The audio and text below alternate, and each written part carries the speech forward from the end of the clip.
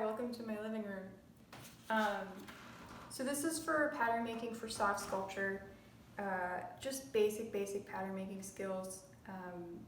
You have to think of the shape that you want to make and then it's my cat, kind of work backwards from that so you know, okay, I want something that has a square base, and you have to figure out how am I going to construct the square out of fabric.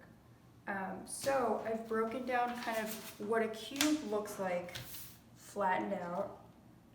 So it has 6 sides. This is just an example. The same thing you're going to have to do if you want to make a pyramid, if you're going to want to make a circle, if you want to make an organic shape. This shape works for something that's got even sides, the cube.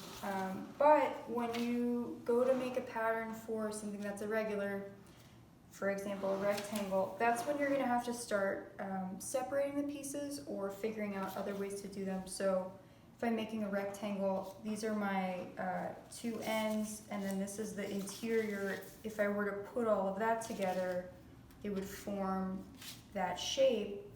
But the cool thing about pattern making is you don't necessarily have to cut out, okay, like this is my pattern for this side, this is my pattern for this side.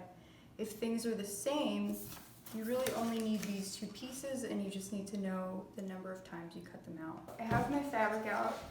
I know you guys all also have muslin, I think. And it's folded over once, so when I go to cut out of this, I'm going to get 2 pieces. I already know. I want, if I'm going to make this rectangle, 2 of these, 4 of these, so I'm okay to cut it out once from here. Another thing you want to keep in mind when you go to cut things out is that when you sew them, if you're sewing by hand or you're sewing on a machine, you want to leave seam allowance, and you can either cut it, like freehand it while you're cutting and say, okay, I want to give everything 1/4 of an inch, so when I go to sew it, the pattern I've cut out is the size that I drafted it as, or you can draft it into your pattern, and I'll show you what that looks like in a minute, but this is just me eyeballing about 1/2 inch around this. Okay, so these are the 2 pieces. I've got about 1/2 inch around the pattern that I drafted, so when I go to sew it, and you want to keep that consistent, so when I go to cut this out, I also want that same amount, so I can have the 2 pieces meet each other, sew in that 1/2 inch, and have them be the same size. Let me show you what it looks like when you draft a pattern with seam allowance. If you're tracing something, like if you have something you want to recreate, this is helpful. Like if I wanted to say, okay, I'm going to make a cylinder and I want it to be this dimension, and I would like trace around it. Because that's cool, you can pattern make from things that you have around you and just like remake things in a different material, which is lovely. But this is how you would add seam allowance.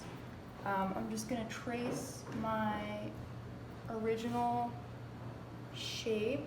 Okay, I want it 1/2 inch, so I'm taking this 1/2 inch piece, taking this side 1/2 inch out, add seam allowance. So that's 1/2 inch on that side.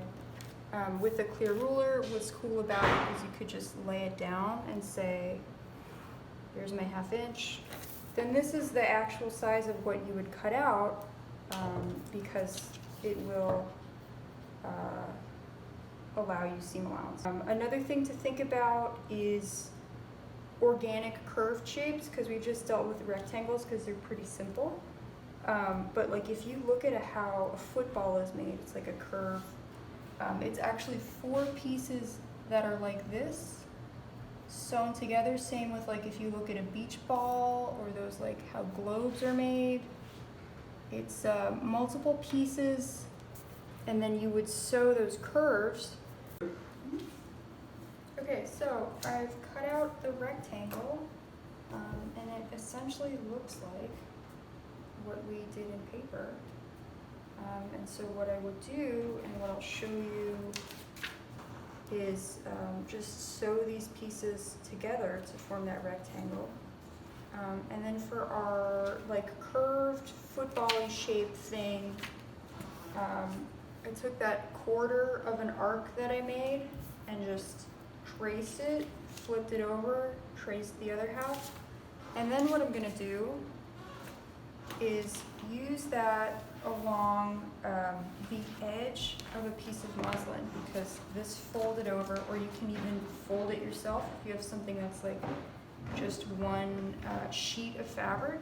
You fold it over.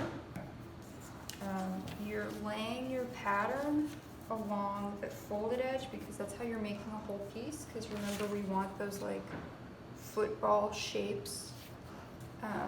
Laying it along that edge, and I'm just cutting it out. I did this one without seam allowance, so I'm just gonna wing it.